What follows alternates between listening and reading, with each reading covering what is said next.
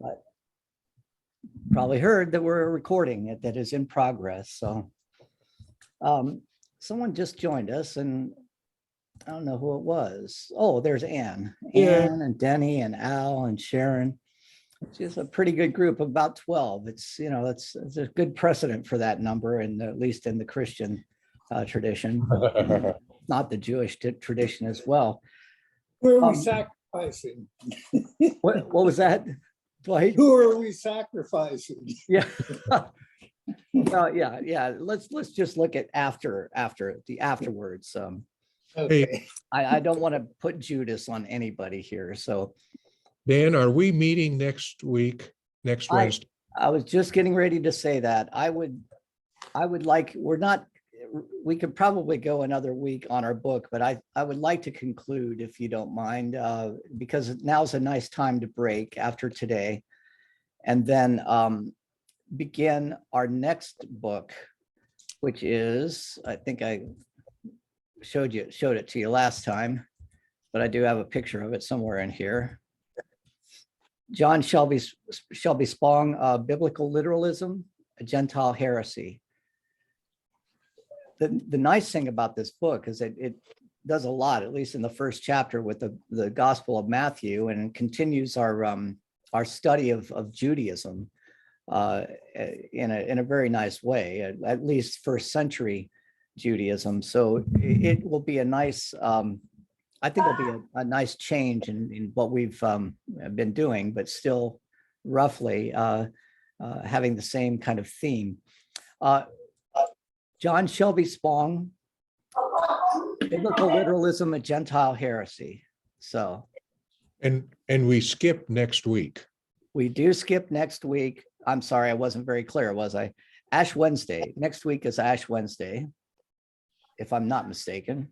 I hope it is, because I'm planning on it. And then we'll pick up with a new book on, I guess it would be March 9th.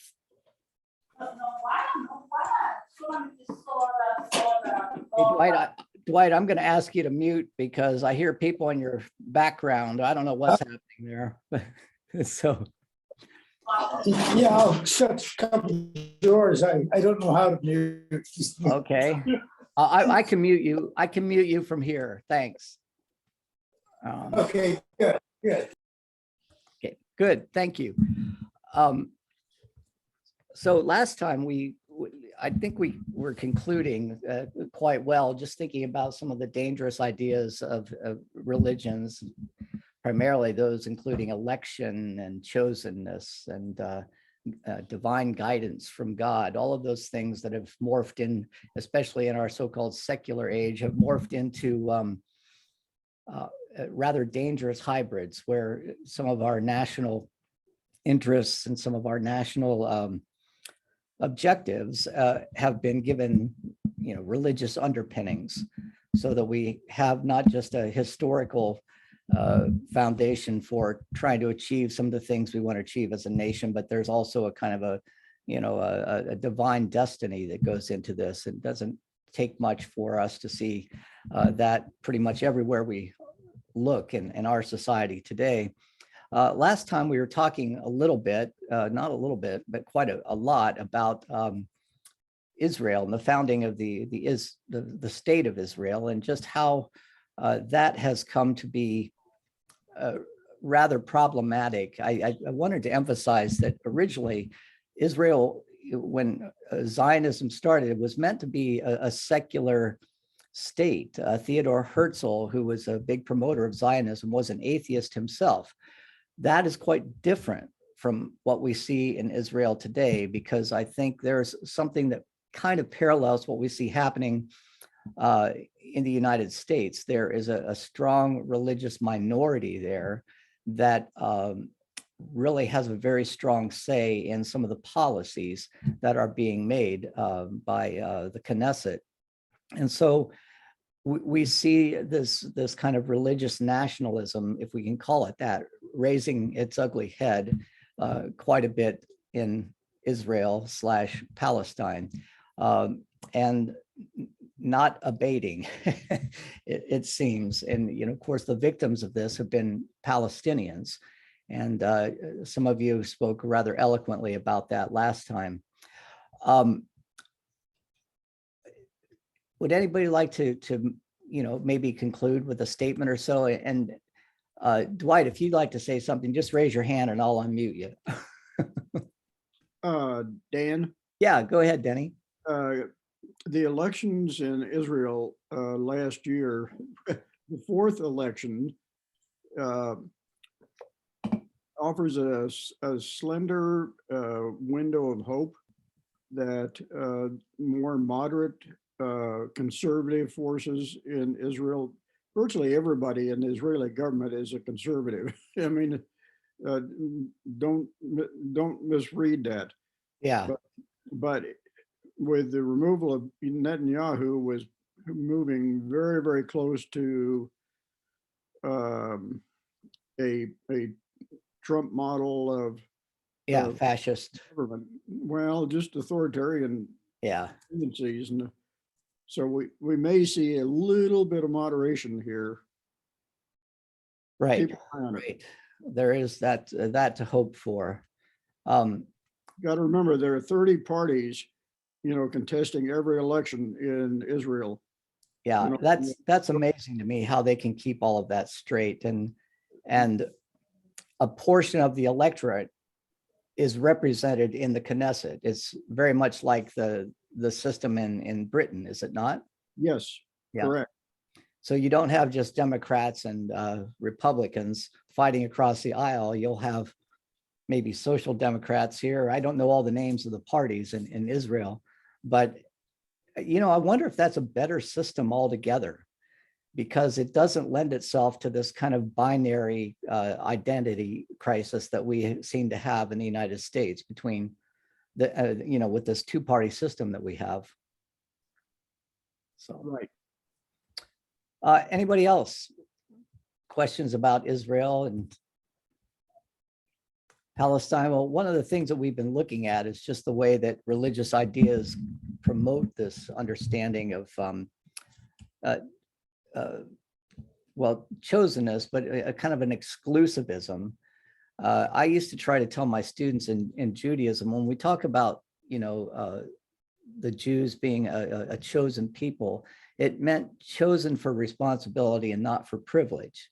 And unfortunately, that idea, whether we call it election or divine guidance or whatever, easily morphs itself into a justification for an exclusivism, exceptionalism, you might say.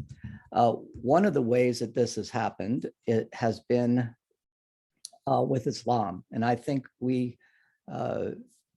we're very well aware of the issues involved with this since 9/11. One thing I wanted to point out, though, that that one of the strange mixes we've been talking about is religion and then kind of this nationalism. This nationalism is a secular idea, but when it blends itself with religious exceptionalism, it can become a very, very powerful force, if not ambiguous force with respect to what people truly believe. And we see this so often, the way that there are some who will try to use the Bible to justify what the United States does in every section of the world. We know that the Bible has been justified was a justification for manifest destiny and all of those things that that play into this. But when we get to Islam, nationalism is not as strong an element as what we might think of as theocracy. Now, there are some more moderate Muslim states where nationalism can play into this. Turkey is a very, very complex situation right now, but I think there's more of a sense of the Turkish people being a nation than what you have in Iran. In Iran, there's a sense that, Sharia law and the Quran, as interpreted by the highest imam, known as the Ayatollah, is the guiding star of their identity. And so it really doesn't have geopolitical consequences as much as it has spiritual and psychological consequences. And I wonder which of these is the more overwhelming threat to our world. We don't see this emphasis on theocracy as much as we do on nationalism, but it certainly is there, Iran being the prime example. But there is, I would say the Taliban in Afghanistan is another example of this as well. But those in the Islamic tradition recognize there's a threat. And what we're going to talk about eventually is called Islamism. And that's the idea that, that Islam is the guiding light that really needs to be brought to the world, come hell or high water, by any means necessary. What is the threat though?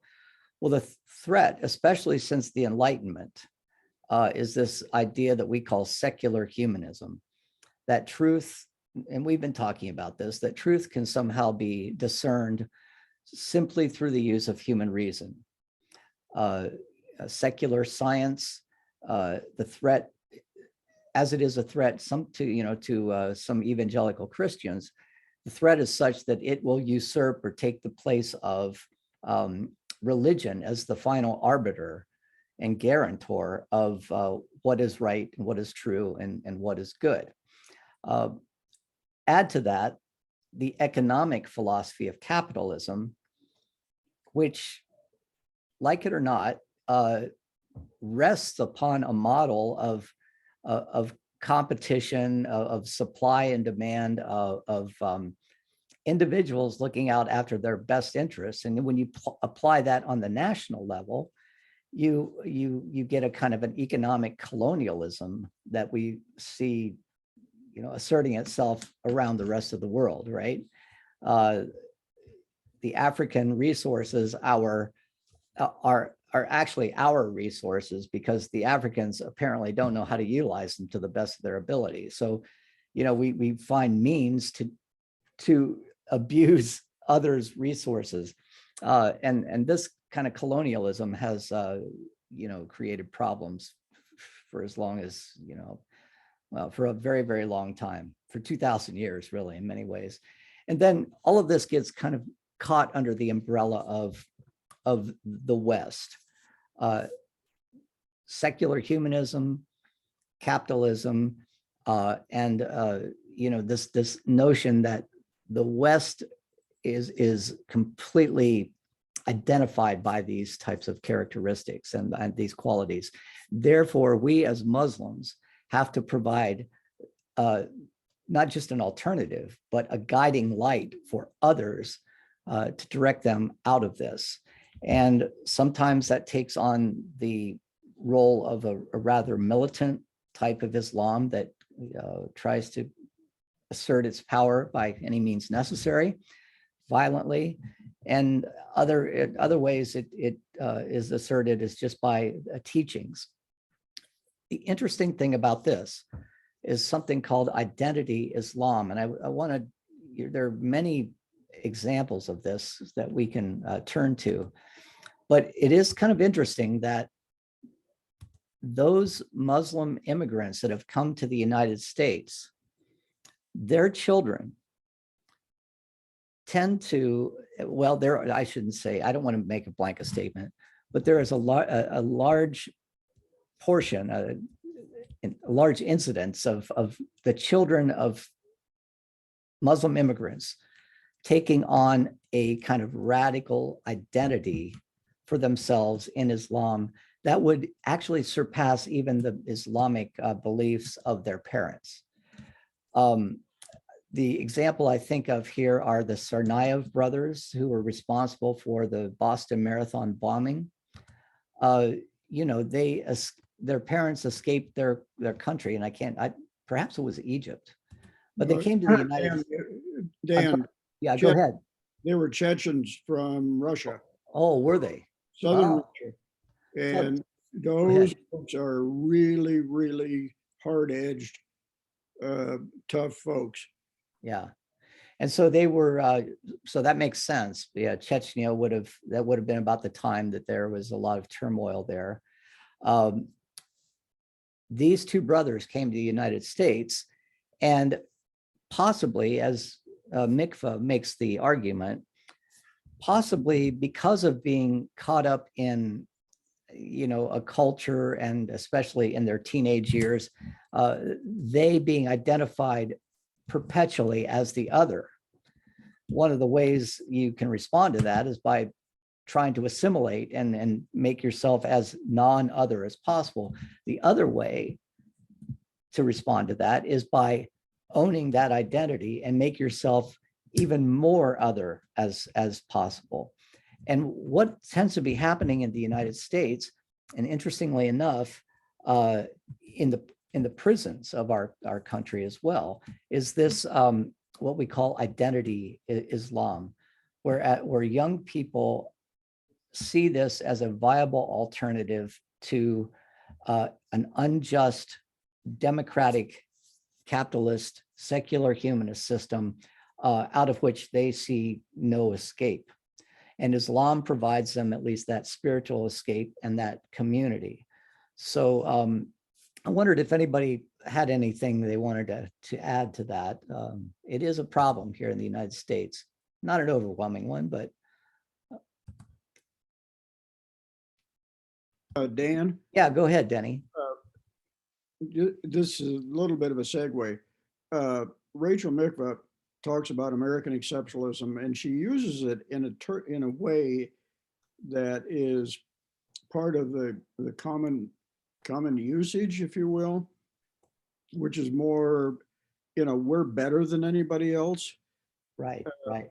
The way academic scholars approach that, like Seymour Martin Lipset, that Mac Martin would know about through Chuck Evans and myself, is looking at distinguishing characteristics that created a different political culture, like the frontier, and all of that implies in terms of the move westward, call it manifest destiny or whatever, but it was elect your local sheriff, and that's the big difference between the United States and Canada.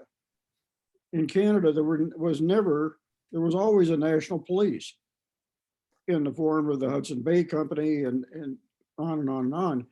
So we're looking at demographic characteristics and geographic characteristics that created a different political culture in this country, not saying it's better, worse, whatever. I just wanted to bring that out because it's really frustrating to see people use that in a we're better.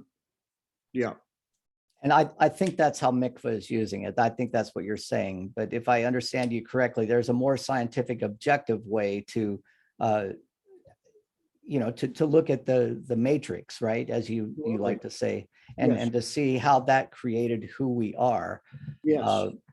And I think that's what de Tocqueville was doing when he came to the United States and tried to get a sense of what it is that makes these people different. And there was an exceptionalism, though I don't think he used that word, but his description of Americans was consistent with your first definition of exceptionalism because of the landscape that they're in, because of these various constructs and belief systems. They have established for themselves this kind of identity. Now, when Mikva uses the term, she is seeing it as that she's adding the religious element to it, which isn't necessarily what the demographers are doing, right? That let's begin with the fact that God chooses a people, and then B, let's look at all the reasons, look at all the characteristics of a chosen people, then C, let's apply those to ourselves, and boy, everything just lines up completely. So there's a more scientific, sociological way that you're referring to, and then there's this way that unfortunately we see referred to often. Mikva makes a reference to this man named Josiah Strong, if you know his work, but in the 19th century, he was a major proponent of this kind of thing, militantly so. that we have been called by God to be the light to the world, right? And so, anybody else want to jump in here?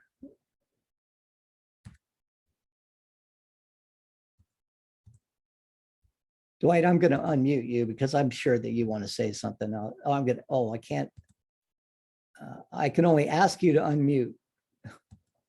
Now, okay, I feel like I've cut you off there. So anyway, Dwight, I'm sorry about that. That's not very nice of me to do, but I just didn't want the background noise to interrupt us there.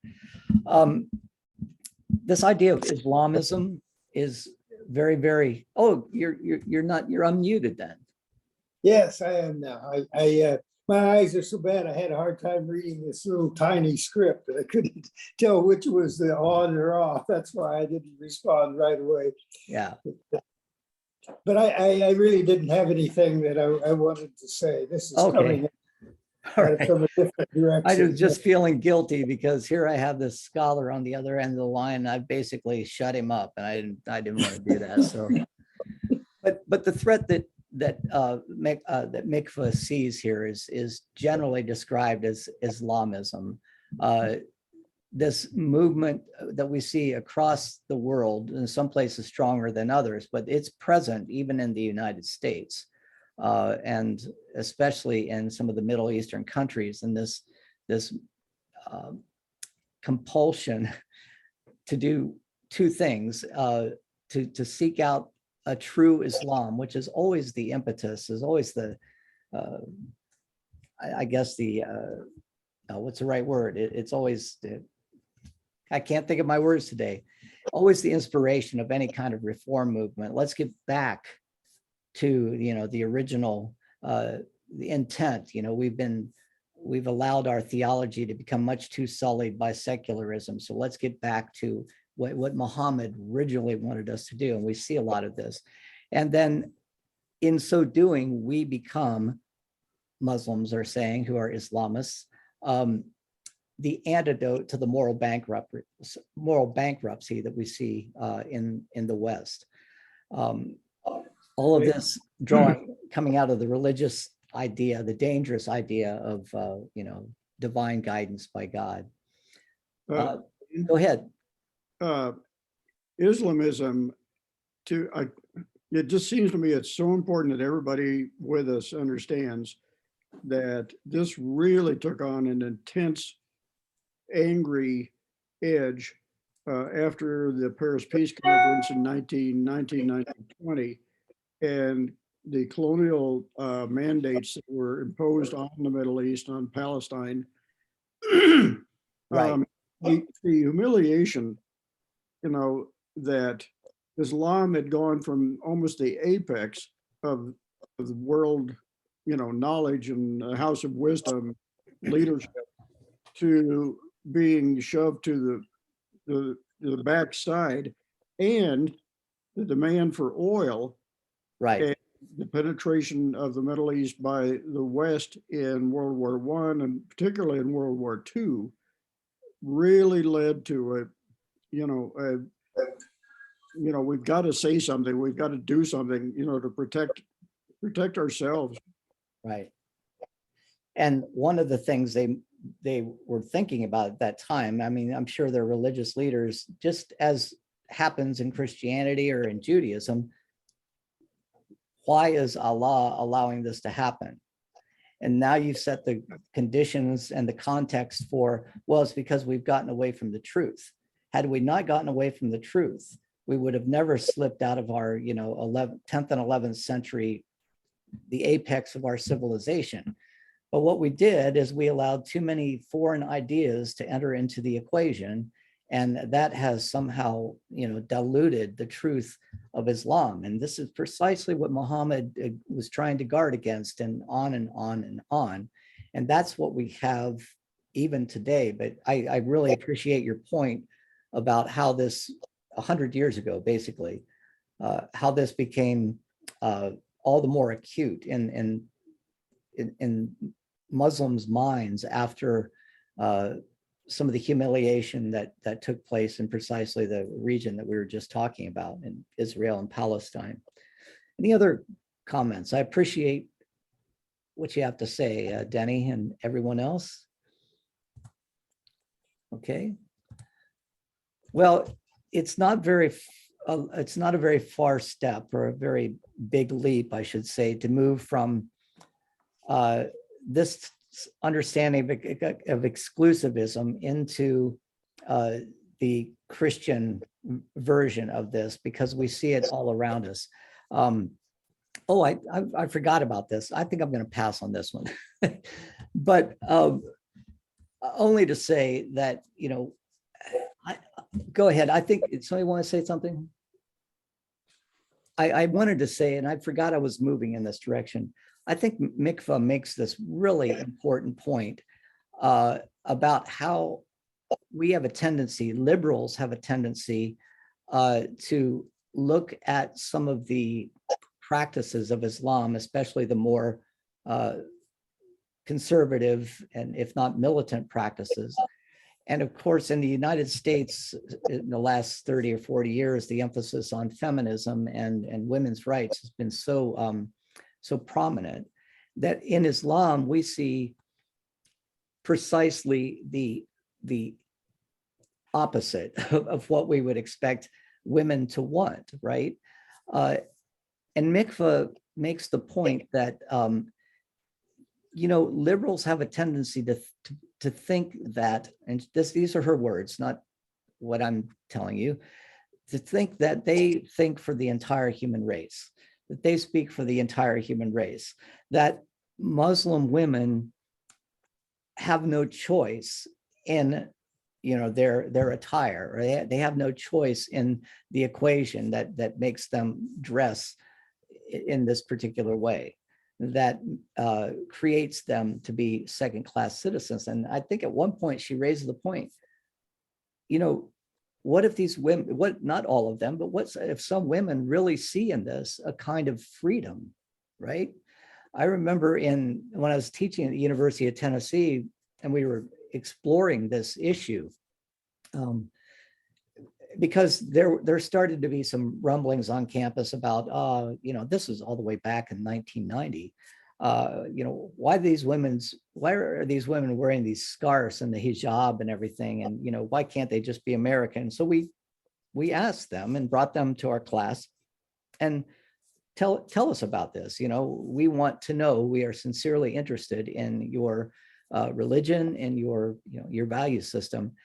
And to my surprise, they said, you know what, this is the most freeing thing I can imagine, wearing a hijab like this. First of all, I don't have to wake up in the morning and worry about, you know, doing my hair up and things like that. I just get out and go. And it also reminds me daily of my commitment to my faith. I'm literally wrapped in my faith, so to speak. Now, you know, you might say, well, these women are brainwashed, but I did not hear any, and maybe I shouldn't have expected it, but I didn't hear any type of criticism of this. And so I really thought it was important that Mikva brought this up, and she really makes a good point when she writes this, that Muslim leaders are regularly called upon to renounce the dangers of Islamism, but liberalism is not subjected to the same critique, even though it can also be accused of cultural totalitarianism and violence. Women's rights offer a case in point.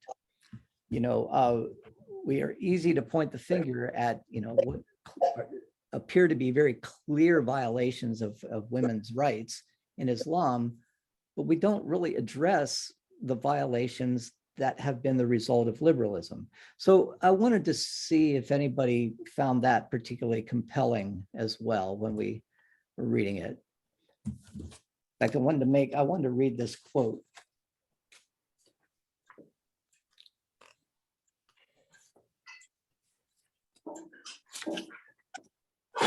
It's kind of a long quote, but I'm going to read it unless somebody would like to jump in. I'm reading on page 165.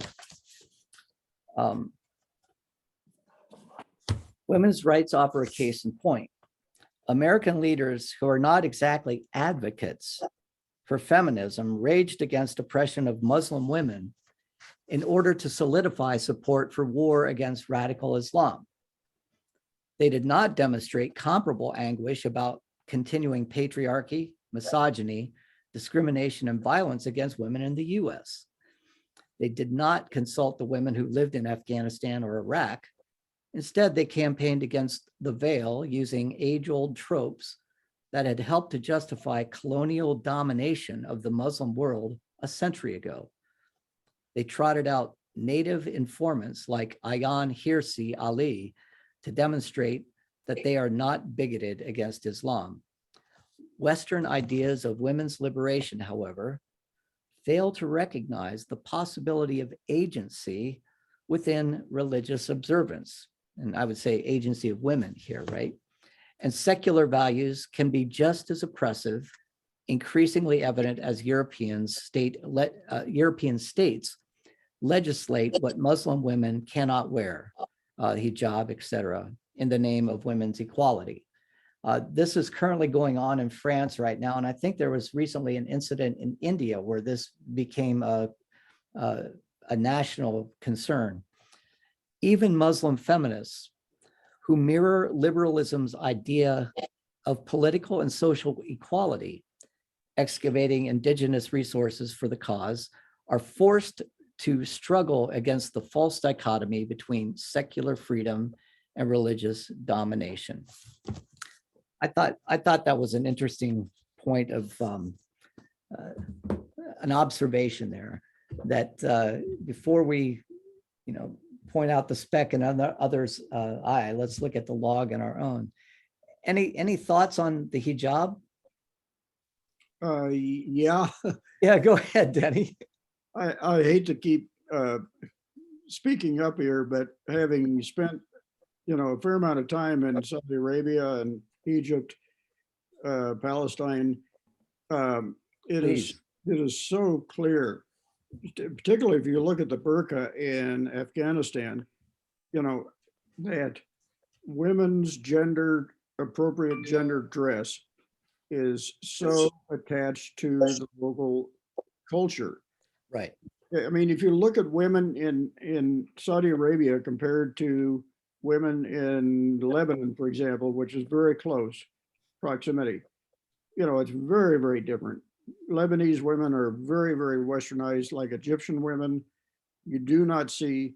I've been on an airplane going to Saudi Arabia and back with women who are dressed in the burqa, not the burqa, but the hijab. Yeah, hijab.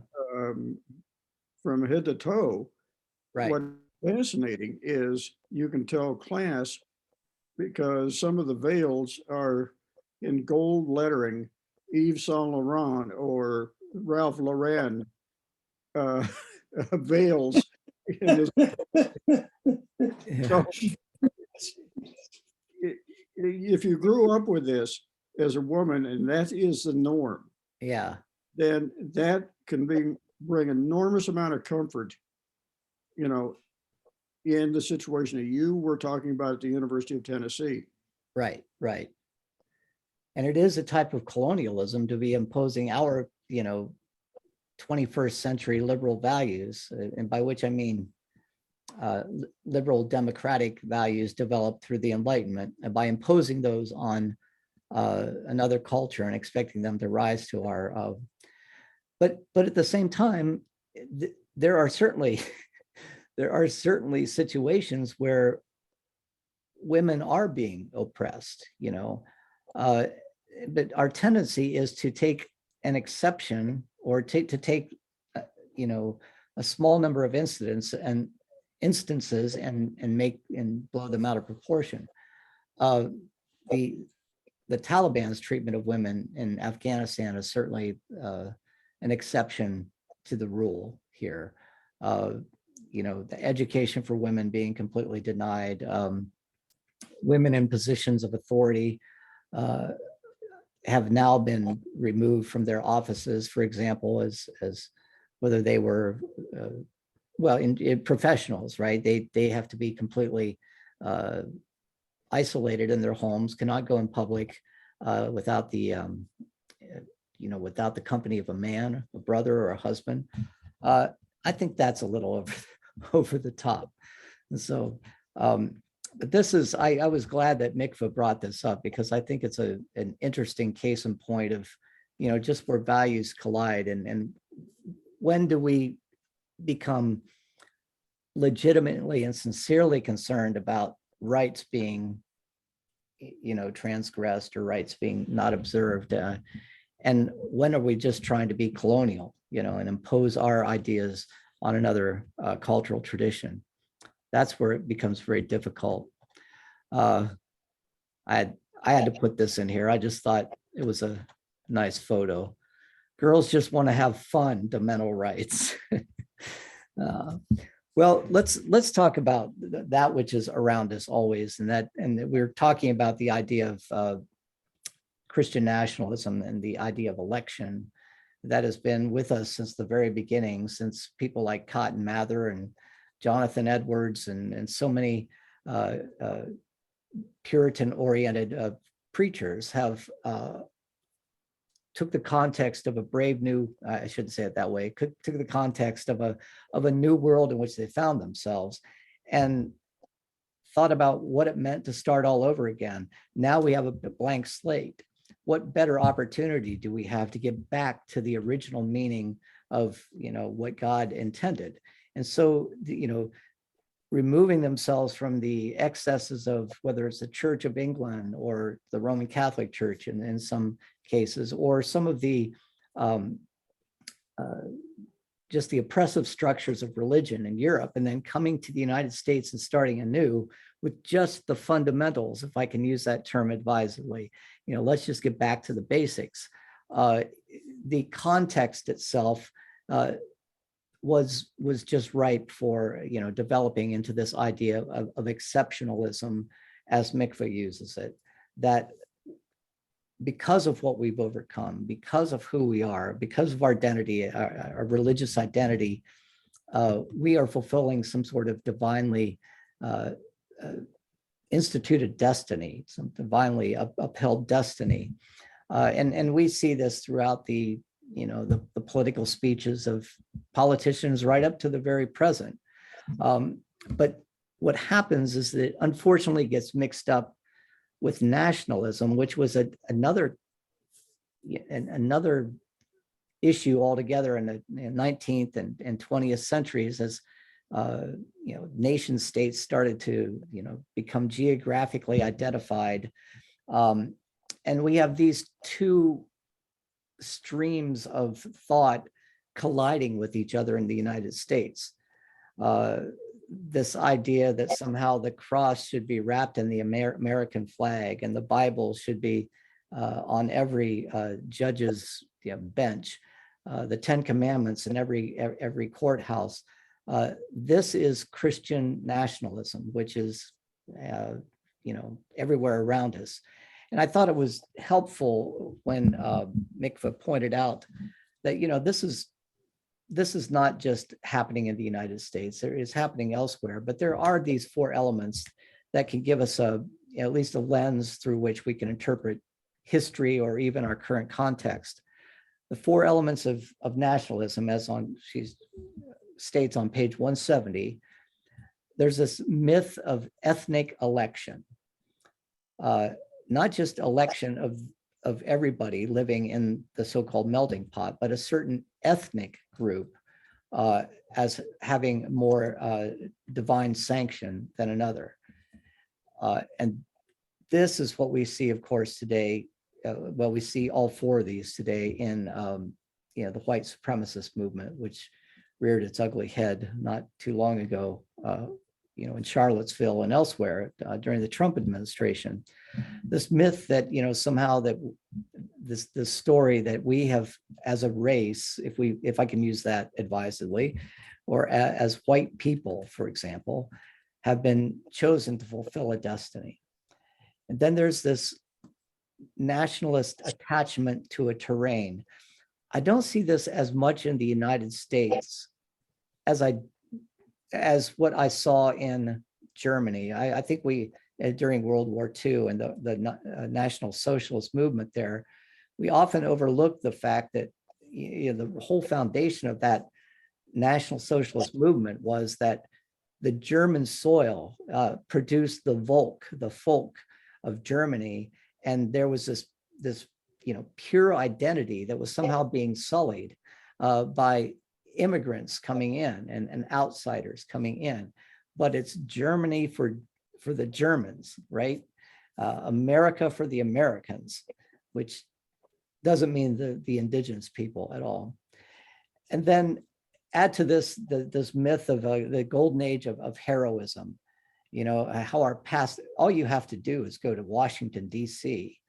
If you want to see a whole shrine to heroism, just walk down the National Mall there, with the Capitol and the Washington Monument, the Lincoln Memorial and the Jefferson Memorial, all of those things. I mean, that is the shrine of civic religion for the United States. Mix that with, a biblical sanctioning, and you've got a powerful mixture. And then further, that sacrifice ensures some sort of glorious destiny. And this often takes on rather violent overtones as well, that individuals sacrificing themselves for the cause. Well, I think we saw this in, what was the young kid's name? Kyle Rittenhouse, when he was showing up, where was it? Was it Milwaukee? It was in Wisconsin, where he was showing up to with his gun, and was going to sacrifice himself against the marauding immigrants who were protesting. And he has become, in many ways, one of these emblems of the Christian nationalism that we were talking about. Yes, he was acquitted of murder, but I think he is, I don't know because I don't run in these circles, but I can imagine that Kyle Rittenhouse, his name is becoming mythologized even as we speak today. Does anybody know about this? Have heard anything about what's been happening with Kyle? Poor Kyle. Tell us, Mac. Well, I mean, he's appeared on Fox. Oh, I almost guarantee you he'll be a speaker at the next CPAC thing. He is being embraced by the right-wing media yeah, machine. yeah. No question about it. He's now a media figure. Is he really? As a consultant on Fox, or just as a? No, just as they interview him as a hero type of thing. Right, yeah. As somebody to emulate, to uphold to the youngsters, and even to say, look, this is the future of our movement here. It's young men like Kyle Rittenhouse who are willing to sacrifice. This is the whole foundation of the whole Nazi youth movement as well. Creating little soldiers who think of nothing but laying down their lives for their country right from the beginning. And to some extent, I don't know what your experience was, but at least the men here, when I was in the Boy Scouts, a lot of this American exceptionalism was preached to me. I don't know if it was part of the National Boy Scout curriculum or not, but I very clearly remember being prepared to go to war in Vietnam. Now, this is right towards the end of the Vietnam War. I was in 7th grade or so. But when we would go on campouts, what we would hear would be these kind of militaristic pep talks. And when we played war games. We were taught, how to look for the enemy and not make yourself vulnerable and things like that. I thought it was kind of cool at the time, but it was very much a kind of an indoctrination into this kind of sacrificial understanding of who we were as pawns in the nationalist game. Thank goodness the war ended before I had a chance to go and demonstrate how inept I was as a soldier. Any other insights here or comments? I want to then conclude with this quote on nationalism that Mikva has here on page 170 at the bottom, about 7 lines up. The nation state replaces the deity. Well, I'll back up a little bit more. Smith, who's talking about the 4 elements of nationalism, Smith stated simply that the traditions provide some of the most salient structures for developing the imagined community of a nation, and he highlighted powerful parallels. The structure of religion gives us the context in which this idea of nationalism can develop. The nation state replaces the deity. History assumes the role of divine providence. The leader becomes the prophet. His writings and speeches form the sacred texts. The national movement becomes the new church, and its celebratory and commemorative rites take the place of religious ceremonies. I can apply that to many things that I see today. I think we saw some of it beginning with the Trump administration. Well, to our great delight, Trump never wrote anything, I don't think, or if he did, it was on a napkin, a cocktail napkin someplace. I'm sorry, I'm not being very, I'm not being objective as a good instructor should be here. So, but it's the structure of religion that provides, the rise of this nationalism. It's like, if nationalism were water, the structure of religion would be the cup into which it was poured, and the two of them together become this very, very powerful force. So I'm going to stop there and see if there are any comments. Denny, Mac, and Will, and Dwight, anybody? Yeah, go ahead. One of the things that's missing on the 4 elements, it should be a 5th, and that is status deprivation. Usually is the fuel, that energizes the rise of nationalism. When people are, fat, sassy, and making enough money that they can buy the house in suburbia and the boat and the camper, they don't care about all these other group identity issues. But boy, you look at the last 50 years in this country, and status among white males. Oh, yes. The college degree is really taking a dive.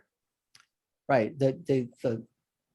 The last true American male, right? And what do we do but fantasize about and glorify the ideal as if the ideal ever existed? But, people like John Wayne in the 40s and 50s, all the way up to, our superheroes, or, they're big muscle builders who, I don't know. I know there are shows out there where they, go in and, like Rambo, and take over whole armies, representing the true pure identity of America before it got sullied, right? But it'll be interesting to see what happens, Denny, based on what you just said, with the rise of inflation, which doesn't seem to be going away anytime soon, because, given the context that we have right now, and then having economic power being diminished in the hands of those who are already the hottest and already the most upset,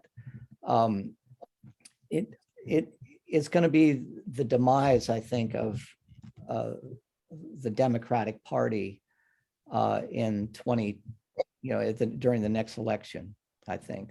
Any thoughts on that?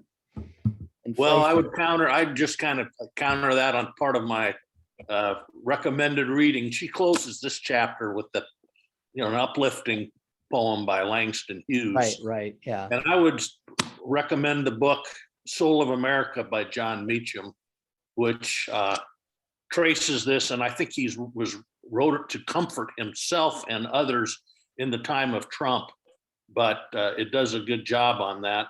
Final comment that I wanted to make was that in all of our discussions this morning, Mhm. it seems to me there's been one thing consistent across the religions that fuel the dangerous religious ideas, whether it be Islam or Judaism or Christianity. And that is, in almost every case, the people we've been discussing today also have part of their makeup in their religion is a fundamentalist orientation of Yeah. that religion. Right. Absolutely. And the book talks, about multivocalism in all of the religions, but Yeah. all of the practical things that are going on, whether, as Denny mentioned, the politics in Israel, with the right having taken over, Islam, some of the cases where they're, forcing dress codes on women, and Right, you can't drive, and all of this. And then, Christianity, just in the United States alone, all you have to do is read the paper today and see what the senator from Florida, who's chairman of the Republican Senatorial Election Committee, recommends. Right. That's consistent across all three of those religions. Let me And ask also you, part of that is then, I think, another thing that she talks about is supersessionism. right. They Yeah, all buy that too. yeah. Can I ask, what is because you do raise a great point. We don't see the word fundamentalism in this book at all, but that is probably the most dangerous of religious ideas. Why is she avoiding it? Any thoughts? I mean, I think she implies it, a lot, but she doesn't talk about it as a school of thought. Yeah, right. She implies it, but it's almost as if she doesn't want to identify it directly by pointing directly at it, as if it may inflame inflame those who think fundamentalism is, a good idea. But you're right. I mean, she's dancing around this problem, which has been a perennial problem for us for at least the 20th century, if not earlier. I'd like to think that fundamentalism came up with the scientific approach to everything. That it starts in the trying to get exact meanings into words, Right. and that killed the allegoric tradition. In people forgot about the allegory in the reading of the Bible and the reading of religion, and so that religion. Fundamentalism is a modern issue. It's not. Yeah. It certainly wasn't around in the founders of Christianity, and Right. And that allegorism lasted to about the Reformation, Right. and then it began to literalize, and that has not been an acknowledged problem with fundamentalists, that they're using an ancient language that had different ways of meaning, and they're trying to make it mean something scientifically, which is Right. inappropriate. And ironically, the very people who are doing that are the ones who oppose science most strongly. Anne, did you want to say something? Yeah, I was just having some thoughts about this idea that the, great people today need to be willing to sacrifice, and you have Kyle Rittenhouse and all that sort of thing. But then you have that really fascinating contrast between Trump supporters refusing to give up the smallest thing for their own convenience. I'm they just lost their minds about masks, Right. about masking. And so, I mean, I just find that fascinating, kind of contrast and, sort of mutually exclusive ideas, in the Yeah. same head. And not that it means that they're super smart either. Well, I think in order to give up the mass, they have to be told, and literally, that it is a sacrifice for the greater good, and they don't see it as that, right? I mean, that could have gone completely the other way if you just had somebody saying, hey, let's all get behind this because this is what the future of our great nation that, that was established by God. I mean, it could have easily gone the other way. And those very people could have seen themselves as, being part of this great civic sacrifice that needed to be endured if the country was going to remain great. But that wasn't. No, absolutely. And that's even the sort of traditional conservative way to frame it, Yes. Is that it's you liberals who want your rights, that are trampling on everybody else. Well, now all of a sudden it's the conservatives who actually are, shooting their viruses around everybody else. Denny, would you like to, you were going to say something, weren't you? Dan, I think Rachel Mikva is so committed to mediation, between religions and within religious discourse. Right. That it may be hard for her. I've got margin notes after margin notes. It was one word, really? I mean, really? This sort of civil discourse to occur. Yeah. I don't think so. It is so militant with social media and the internet going the other direction that I would like to agree with her, but I don't see the data out there to support that. Yeah. Right. Yeah. There's something of being very careful. She's being very careful in what she's doing. And so, well, folks, we're optimistic. Yeah, and optimistic. But that's what liberals are supposed to be, right? The sun will come up tomorrow and all of that. So, Will, go ahead. Well, this is sort of a concluding statement for me. This is the most challenging book that I've ever read on polity and theology. Yeah. And I just want to thank you for leading us through it. Agreed. Yeah. To use a track metaphor, high hurdles in high school were 36 inches less or less. And these hurdles that she took us through were like 42 or 48. Yeah. And you helped us, kind of crash over them a little. Well, thank you. Yes. And Dwight, I think you're going to jump in and say something. I'll let you have the last word, Dwight. It's part of the reason she's so slow to read is that she has 4 or 5 syllable words in every sentence.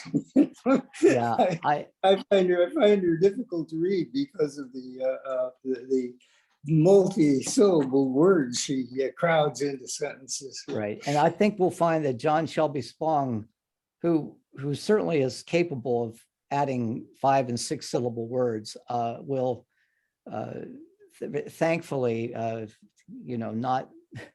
not delight us with those kinds of